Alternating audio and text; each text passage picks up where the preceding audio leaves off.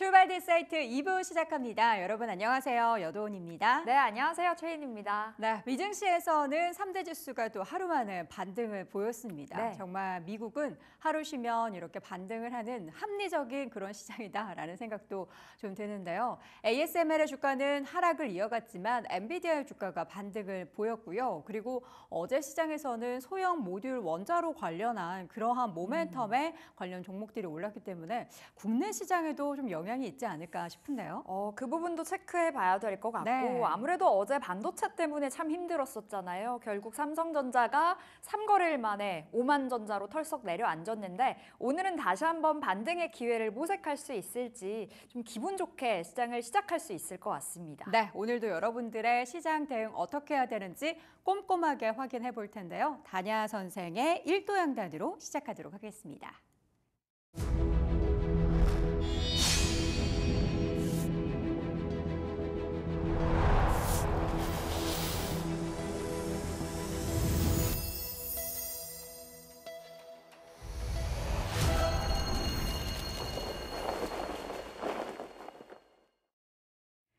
네, 딜사이트 S 다냐 선생 함께하겠습니다. 안녕하세요. 어서 오세요. 네, 반갑습니다. 간밤에 뉴욕 증시부터 가보도록 하겠습니다. 그래도 어느 정도 반도체 반등이 나와주면서 기분 좋은 마감을 했는데요. 실적 쇼크 보여줬었던 ASML은 반등에 성공을 하지는 못했습니다만 엔비디아 필두로 반도체의 상승 어떻게 보셨을까요? 자, 어제 시점에서 말씀드렸던 것처럼 인공지능 반도체는 미국의 수출 통제 이 이슈와 ASM의 실적 쇼크로 인해서 반도체 섹터 급락을 했지만 워낙 낙폭이 컸기 때문에 반등을 기다릴 수 있다 이런 말씀을 드렸거든요. 그래서 어제 낙폭이 컸음에도 불구하고 AI 반도체 관련주들은 용감하신 분들 한번 매수해 보셔라라고 말씀드렸던 이유가 여기 있고요.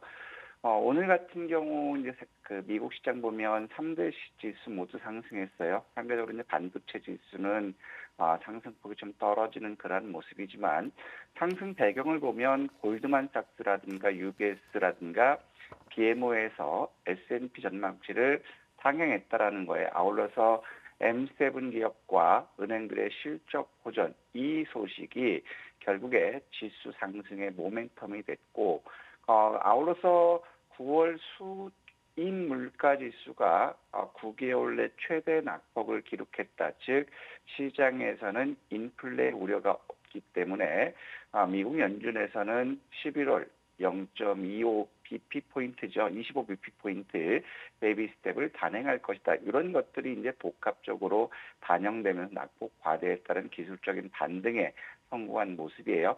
하지만 똑같아요. 오늘도 이제 시장에서는 반등이 부각받은 그런 모습이지만 미국의 소비자들의 채무 불이행, 디폴트가 계속해서 우려가 높아지고 있다라는 것들이 지속적으로 나오고 있는 상황이고 아울러서 인텔이 반등에 성공했지만 미국이 인공지능 반도체에 대해서 수출 통제를 한다라는 것 그렇다면은 AI 반도체에 대해서는 다소 부담 요인이 될 수 있고 이것이 일회성이 아니라 지속될 수 있다라는 그런 것들을 염두에 뒀어요. 그래서 여러분들께서 항상 말씀드렸던 부분이 지금 단기적으로 조정은 보였지만 M7 기업들의 신고가가 나오고 있고 박스권 돌파 후에 지지받는 그런 모습들이기 때문에 M7 관련주의 주가 움직임을 보면 결국에 다우라든가 나스닥의 움직임 판단할 수 있다. 아직은 양호하다라는 거죠. 이런 것들이 이제 반영되면서 암호화폐가 급등하는 모습 보여줬고 은행과 전력, 제약, 바이오, 항공 이런 쪽들 그다음에 시스템 반도체와 이런 쪽들이 움직이는 그런 강세 기조를 보였다라는 거죠. 반면에는 반도체 장비주들이죠. ASML 쇼크가 지속되면서 반도체 장비들의 낙폭이 커지는 그런 국면이었고 IT 소프트웨어라든가 수소차, 모바일 섹터를 약세를 보였어요.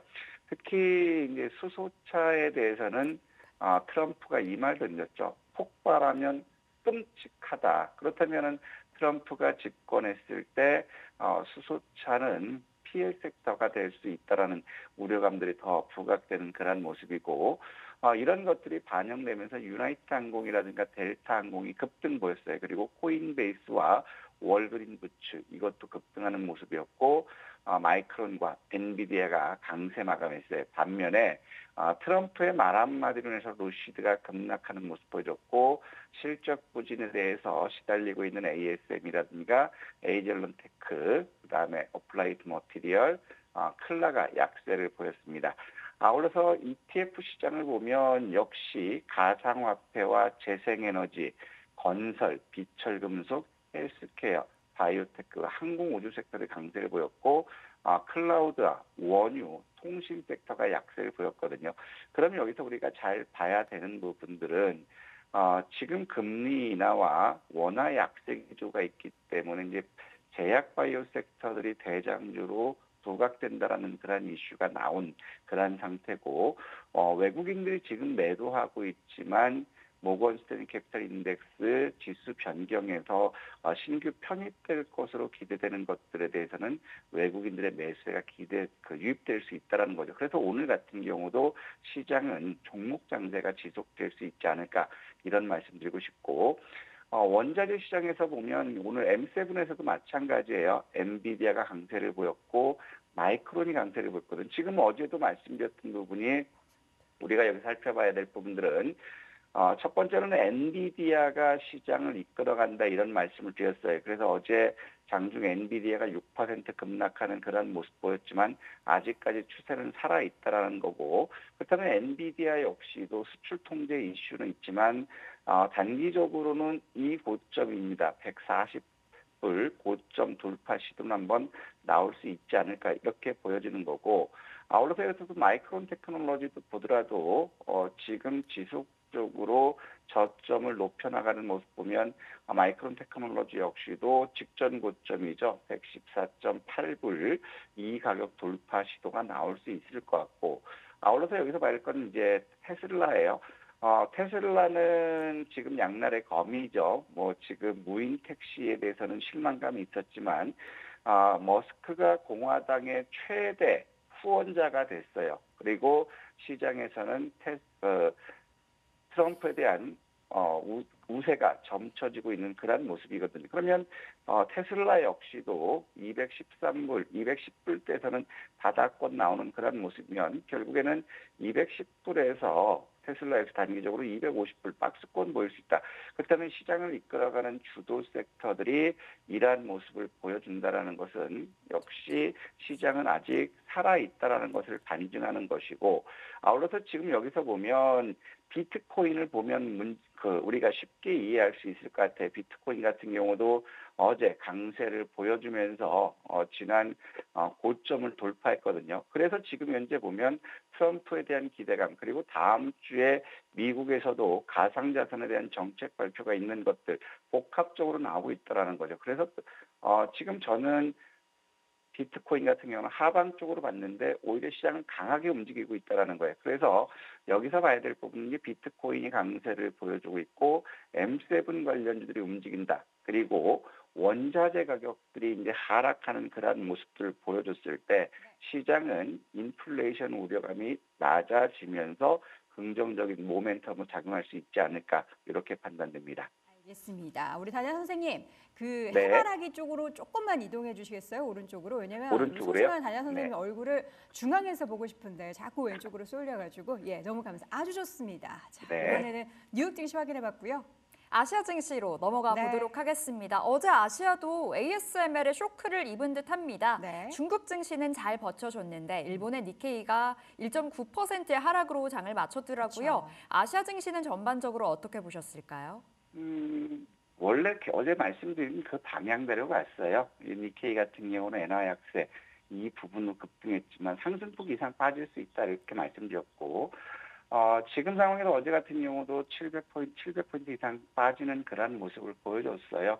결국 ASM의 실적 쇼크로 인해서 반도체가 급락하는 그런 모습을 보여줬고 그다음에 8월 핵심 기계를 수주가 1.9% 감소하면서 2개월 연속 감소하고 있다. 즉 경기 부진에 대한 우려감이 높아지고 있는데 결국 니케이는 엔화에 따라서 움직여요. 그래서 지금 엔화가 또 약세 전환할 수 있는 게 지금 일본 총리가 통화 정책을 정상화하겠다. 급격한 금리 인상은 안 하겠다. 이런 요인들이 있어요. 그러면 엔화가 약세됐을 때 니케이는 반등 나올 수 있지만 이미 일본 니케이 지수는 꼭지를 확인했기 때문에 하락 쪽으로 우리가 보는 것이 마찬가지일 것 같고 중국 역시도 최근 바닥권을 다지는 과정 나올 것이다. 박스권이다.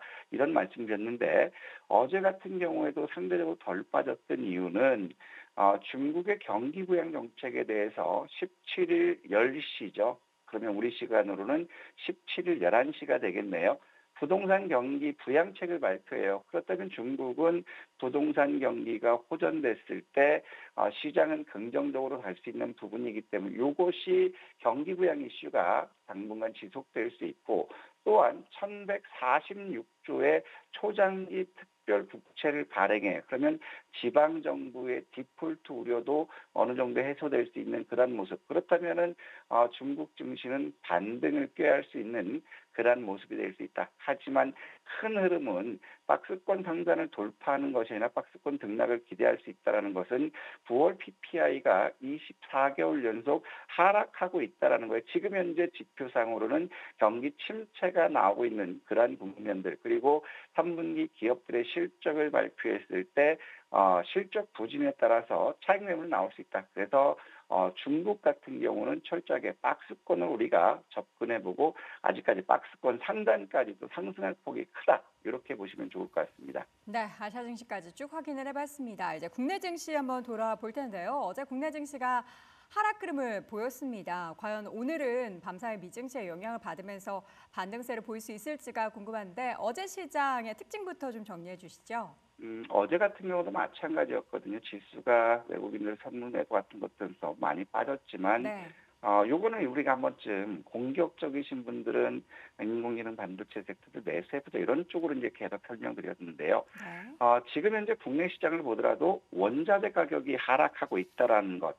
이것은 결국에 미국의 인플레 우려가 완화된다는 건 긍정적일 수 있고 가장 큰 부분이 원화 약세가 너무 급격하게 나가고 있어요. 지금 1220원을 확인한 게 불과 열흘 정도밖에 되지 않는데 지금은 1365원까지 왔어요. 그렇다면은 수출주들에 대해서는 이제 긍정적으로 보일 수 있다. 환차익 증가가 될 수 있다. 그래서 삼성전자라든가 SK 하이닉스 외국인들이 집중적으로 매도하면서 탄력은 떨어졌지만 단기적으로는 바닥을 잡지 않았을까, 단기 바닥은 나오지 않았을까 이런 판단이 들어요. 그래서 오늘 시장에서도 삼성전자라든가 SK 하이닉스 중심으로 해서 어느 정도 지수 반전을 꾀할 수 있는데 국내 같은 경우는 첩첩산중이라고 말씀드렸어요.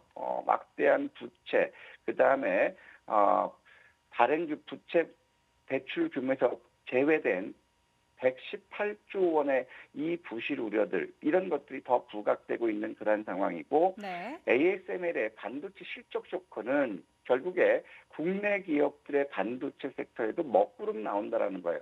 또 아울러서 트럼프가 당선됐을 때 우리는 사면 초과에 있을 수 있다. 어제 같은 경우도 삼성은 머니 ATM이다 이런 얘기를 하고 있거든요. 네. 그래서 트럼프가 당선됐을 때 관세와 방위비 이런 부분들이 더 옥죄올 수 있기 때문에 여기에 미리 준비하는 정책이 있지 않는다면 트럼프 당선은 굉장히 혼란스러운 입장이 될 수 있지 않을까 이런 생각이 듭니다. 네.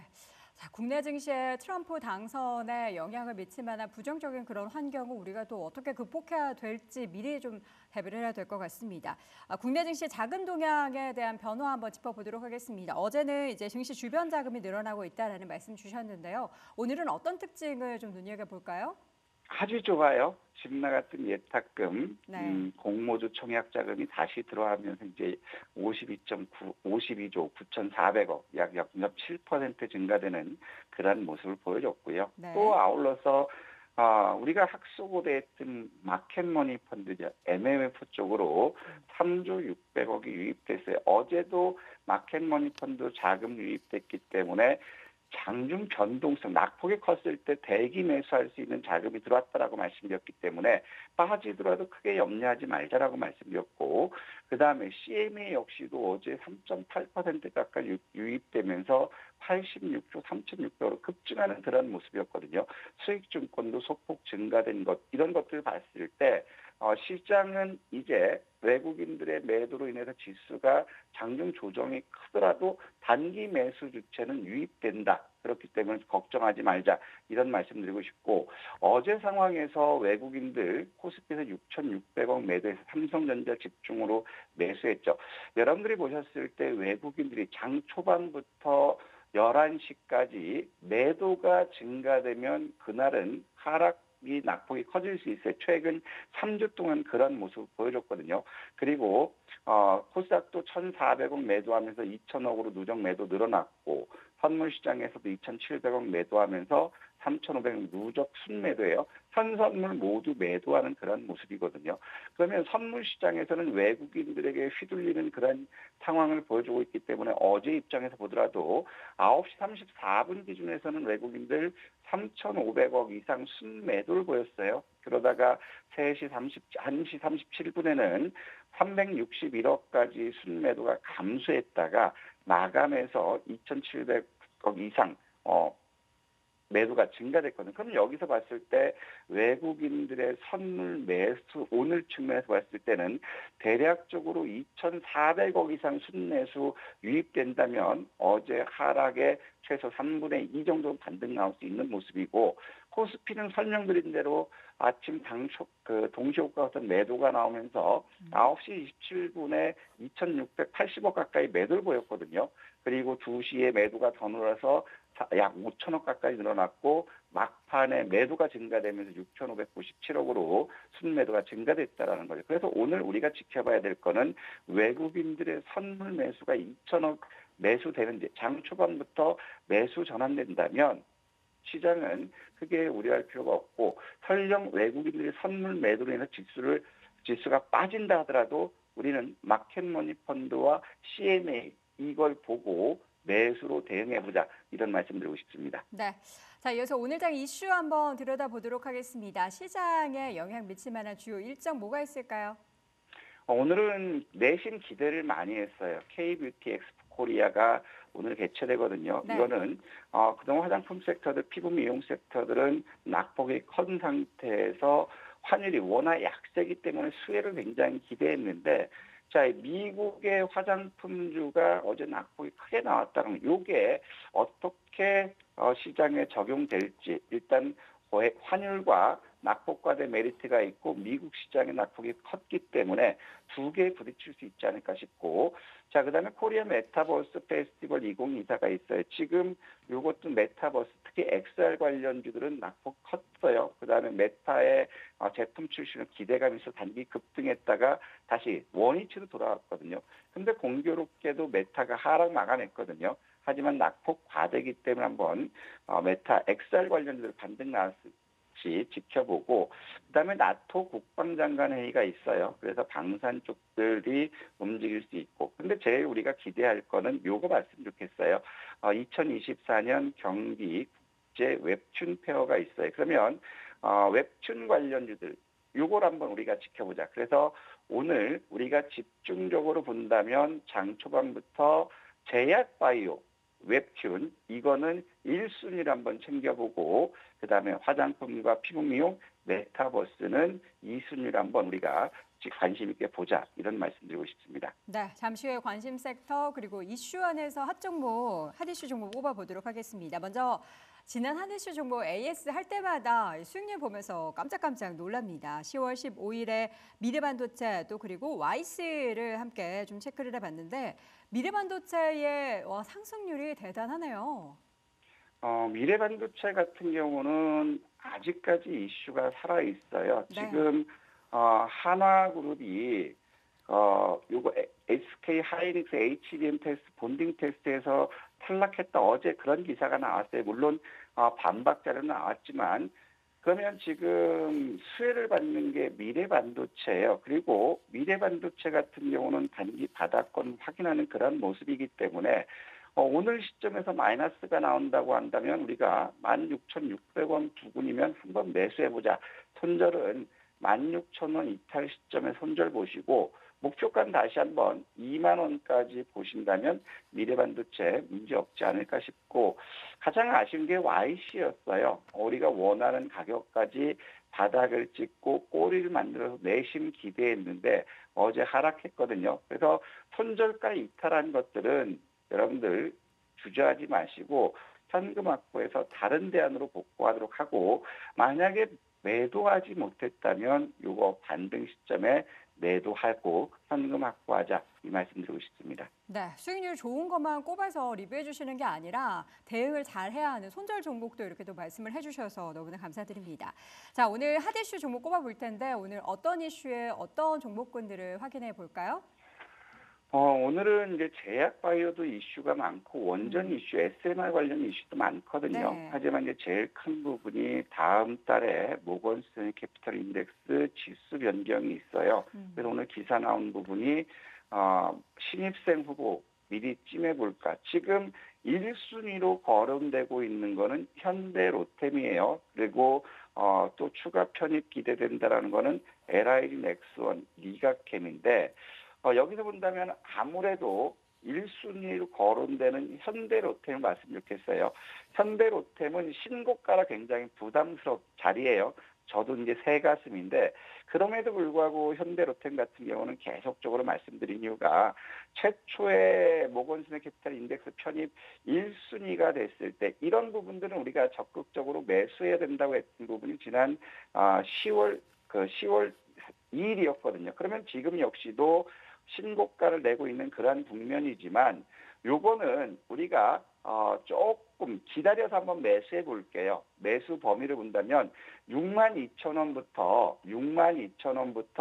62,200원부터 64,000원까지 그 이상 가지 말고 62,000원에서 64,000원까지 매수하고 목표 주가는 신고가거든요. 지금 현재 신고가이기 때문에 8만 원을 한번 보시고 손절 가격은 59,000원 이탈 봤으면 좋겠다. 요거는 간 크신 분들 한번 도전해보자 이 말씀드리고 싶습니다. 네, 이 종목은 단기간에 보는 것뿐만 아니라 중장기적으로도 함께 볼만한 종목으로 목표 주가를 8만 원으로 제시해 주셨고요.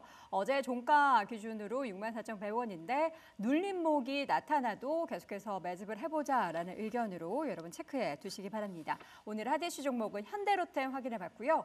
이제는 시간에 단일가 특징적인 종목들 한번 체크해 보겠습니다. 어떤 이슈에 어떤 종목들이 크게 움직였을까요?